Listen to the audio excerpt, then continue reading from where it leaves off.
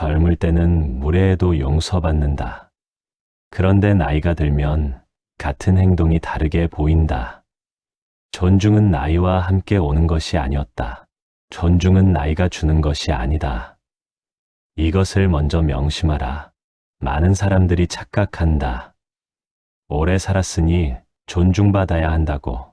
경험이 많으니 대우받아야 한다고. 그러나 현실은 다르다. 나이가 들수록 오히려 존중이 사라지는 사람이 있다. 젊을 때는 어디서든 환영받던 사람이 늙어서는 피해지는 사람이 된다. 왜 그런가? 나이가 문제가 아니다. 행동이 문제다. 세상은 변했다. 예전에는 나이가 곧 권위였다. 오래 살았다는 것만으로 존경받았다. 그러나 지금은 다르다. 정보는 누구나 가질 수 있다. 경험은 나이와 비례하지 않는다. 20살이 60살보다 더 많이 아는 분야가 있다. 이 변화를 받아들이지 못하면 존중은 사라진다. 나이만 믿고 행동하면 오히려 무시당한다. 이것이 현실이다. 오늘은 나이가 들수록 존중이 사라지는 이유를 이야기하겠다. 정확히 말하면 존중을 스스로 깎아내리는 행동들이다. 5가지를 말하겠다. 이것은 비난이 아니다. 관찰이다. 당신이 혹시 이런 행동을 하고 있다면 알아차리라는 것이다. 알아차리면 바꿀 수 있다. 바꾸면 달라진다. 지금부터 기준을 주겠다. 한 가지 먼저 말해두겠다. 한 번의 행동으로 사람을 판단하지 마라. 누구나 실수한다. 누구나 힘든 날이 있다. 그날의 행동이 그 사람의 전부는 아니다. 그러나 반복되는 행동은 다르다. 반복은 습관이다. 습관은 성격이 된다. 성격은 운명이 된다. 그래서 반복을 관찰해야 한다. 한 번은 봐준다. 2번은 주의한다. 3번이면 판단해도 된다. 이것이 관찰의 원칙이다. 관찰은 비난이 아니다. 판단을 늦추는 기술이다. 사람을 빨리 판단하면 실수한다. 천천히 관찰하면 정확해진다. 오늘 이야기하는 5가지는 그 관찰의 기준이다. 이 기준을 가지고 주변을 보라. 그리고 무엇보다 자기 자신을 보라. 내가 혹시 이러고 있지 않은가? 그 질문이 가장 중요하다. 첫째, 말을 끊는 습관을 관찰하라.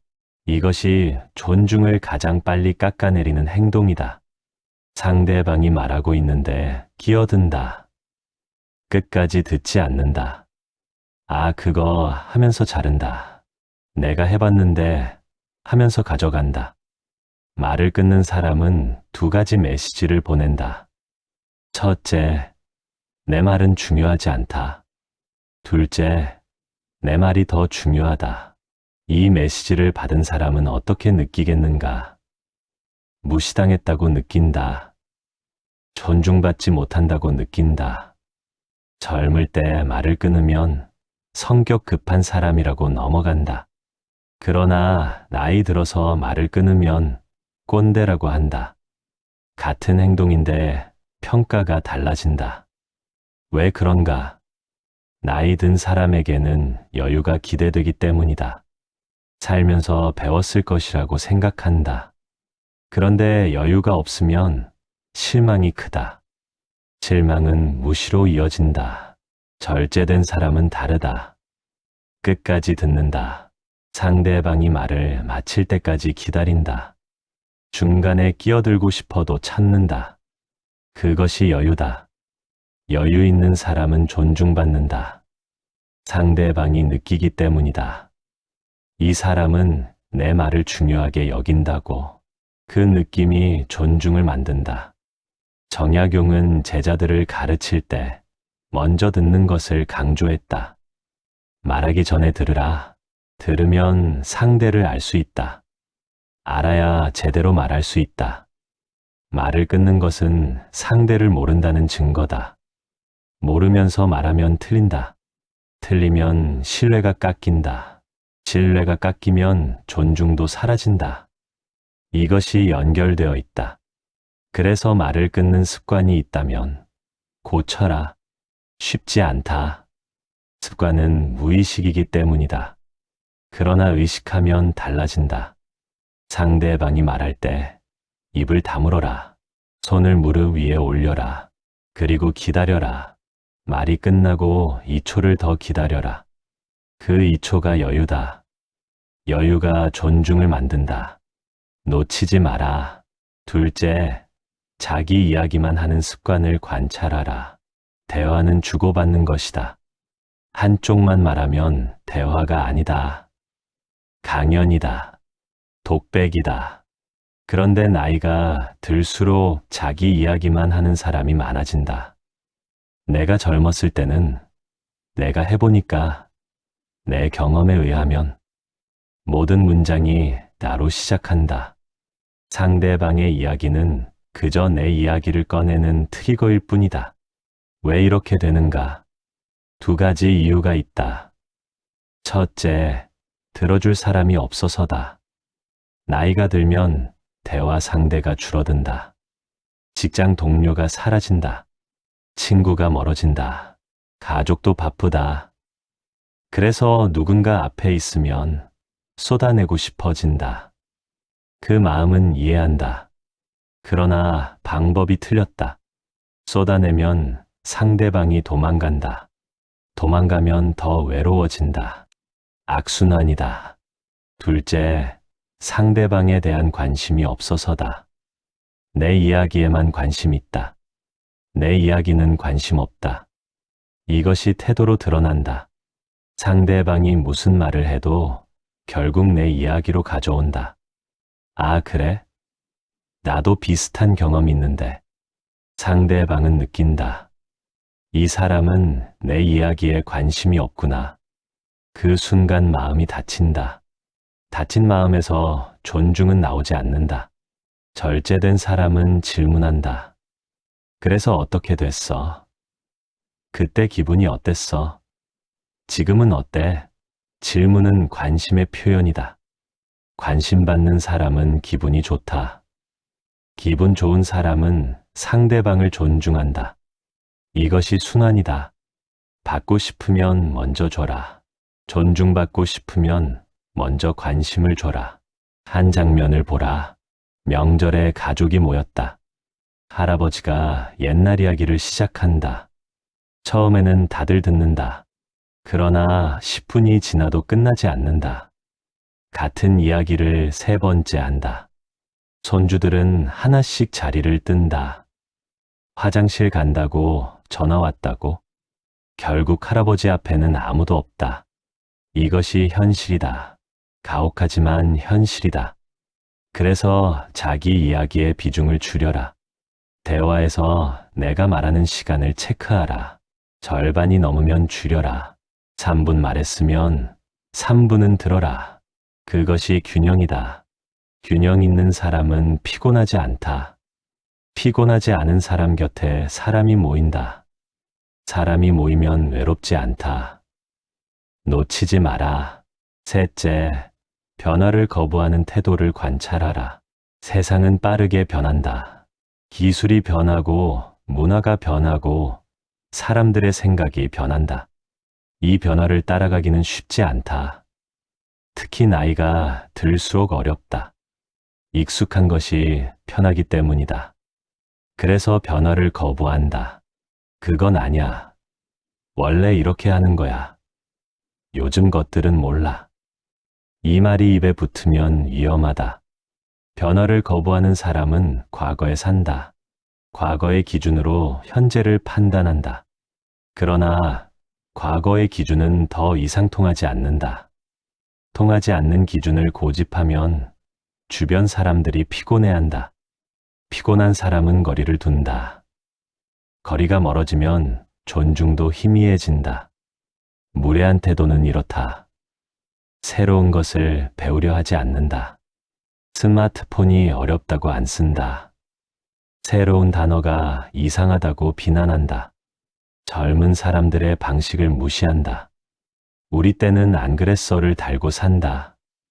이 태도는 결국 자신을 고립시킨다. 절제된 사람은 다르다. 변화를 다 받아들이지는 않는다.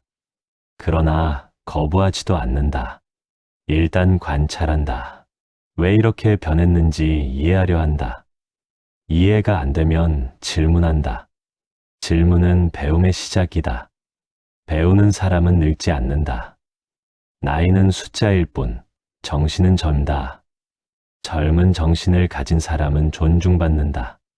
정약용은 유배지에서도 배움을 멈추지 않았다. 예순이 넘어서도 새로운 책을 읽었다. 새로운 생각을 정리했다. 그는 과거에 머물지 않았다. 항상 현재를 살았다. 그래서 그의 글은 200년이 지난 지금도 읽힌다. 시대를 초월한다. 변화를 거부했다면 불가능했을 일이다. 그래서 변화 앞에서 멈추지 마라. 모든 것을 따라갈 필요는 없다. 그러나 문을 닫지는 마라. 문을 열어두면 바람이 통한다. 바람이 통하면 공기가 신선하다. 신선한 사람 곁에 사람이 모인다. 닫힌 방에는 아무도 오지 않는다. 명심하라.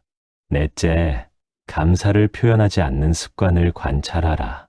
나이가 들면 받는 것이 당연해진다.